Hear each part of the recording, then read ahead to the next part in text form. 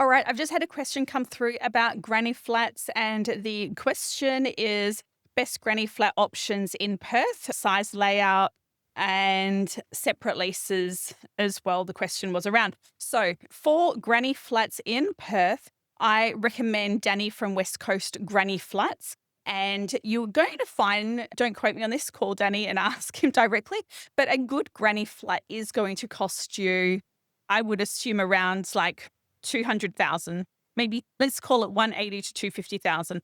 That's what you're paying for a good granny flat these days. Now, Danny and the team can do the whole process for you, but there are definitely a few things from a property manager's point of view that you have to be mindful of. So, number one, you do need to make sure that the property is suitable for a private granny flat. So that means that is the granny flat going to be accessible by a tenant with privacy? So going through, making sure that they're not going to have to go past, the front tenant's bedroom window and things like that. Nothing that could be potentially awkward because we do have or are going to have two people living quite close together. So making sure that's suitable, a property manager will give you an honest opinion on that. Second thing, one or two bedrooms. I don't think it matters too much, but I think two bedrooms for me would always be ideal if space allowed. Just because you have people that work from home, they might want to use that second room as a study. And quite often people have second rooms not necessarily for somebody else, but just for visitors, for storage, for children, for studies, etc. So I would probably say to you that two bedrooms would be ideal where it allows. Making sure it always has laundry facilities is just something that can sometimes be overlooked. So making sure there's access for washing machines as well, which I know sounds really weird, but just make sure that it does have a space for that. Having a good quality granny flat is going to make the world of difference. So it's probably not as a worry with regards to modular or brick, saying that Danny will probably have an opinion for you, so do speak to him about it. But from a property manager's point of view, as long as it's quality and quality fittings and doesn't just feel like not a modular, but you know what I mean, like a real like basic shed-like property, granny flat, like you don't want it to look like it's been tacked on. You want to make it look like it's been intentional and it's there for a purpose. So good quality, spend, around $200,000 as a budget, making sure that there's privacy for both the front tenant and the back tenant, and making sure that parking has been dealt with.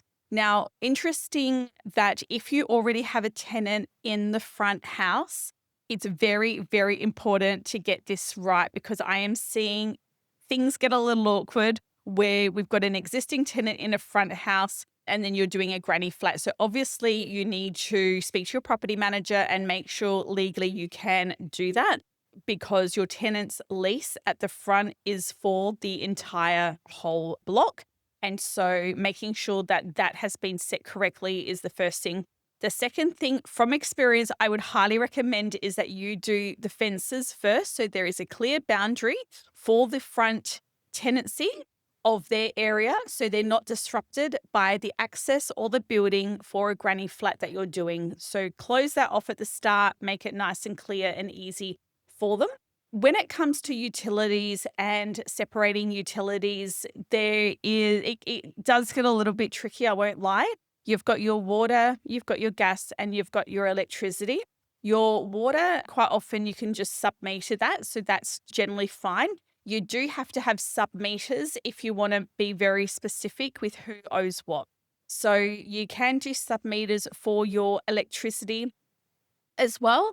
And so that's where a submeter will be installed. You've got so many options of, does the owner just pay and include all the electricity?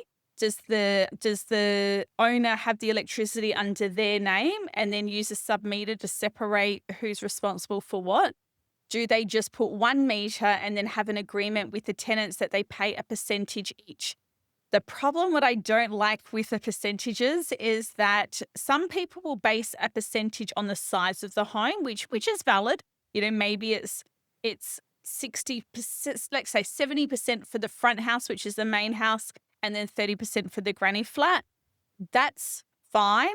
But what happens if the granny flat leave their lights on all weekend and their aircon running? And what happens if the person in the front house is paying 70%, but they're actually a single FIFO worker that only use a property half the time?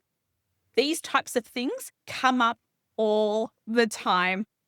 And it's painful. I'm going to be honest. It's painful for a property manager to do when it's percentage based, because the tenancies can also change as well. So yes, you might have a big family in the front, but then next minute you've got a single FIFO. It's complicated. Submeters are ideal. Keeping it as simple as possible for the tenant, I think, is the key to it. Each property manager is going to have a different opinion on that. So whichever property manager you go with, just ask them their preference with how they would like to do it. But yeah, they're just a few things to consider and a few things that can go wrong as well. So hopefully that helps with just a little bit of more information on granny flats. When it comes to the pricing, actually, I will just add on with pricing. If you have a tenant in a front house and they're paying $600 per week and they've got the whole block, and you are wanting to cut off half the land and put a granny flat on the back, what will happen is the front tenant, it would be probably a little bit rude to potentially increase the rent and do a granny flat, I think, maybe depending the market. So generally what you do is you'd keep the rent the same and then negotiate with them to use half the land for a granny flat at the end of their expiry, at the end of their lease. However, while a tenant can argue that they're losing half the land, therefore they want a rent reduction, the truth is, if that property was to go onto the rental market to market for a new tenancy, the half block size isn't generally going to have any impact on the price. So that rental price will not be affected for a new tenant, I don't believe, in most situations, for cutting it in half and putting a granny flat in the back. It's just that it's a tenant that's been in the property who has had access to it would use that to their advantage, which is fair, but just keep that in mind. So, because at the end of the day, when it comes to tenants and paying rent, some value a big backyard and some don't value a big backyard because it's more maintenance. So it really depends on what type of tenant you've got, whether they value it or don't value it, to be honest. So that is why generally putting a granny flat at the back is not generally going to reduce the rent at the front. So I hope that makes sense. But if you need more clarification on that, please reach out. Very, very happy to help. In summary, I prefer a 2-bedroom granny flat.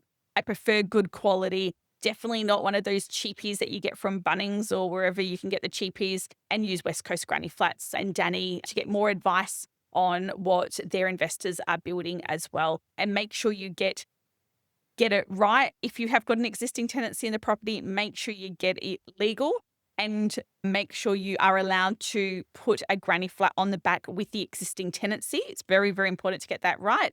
And then, otherwise making sure you fence it first.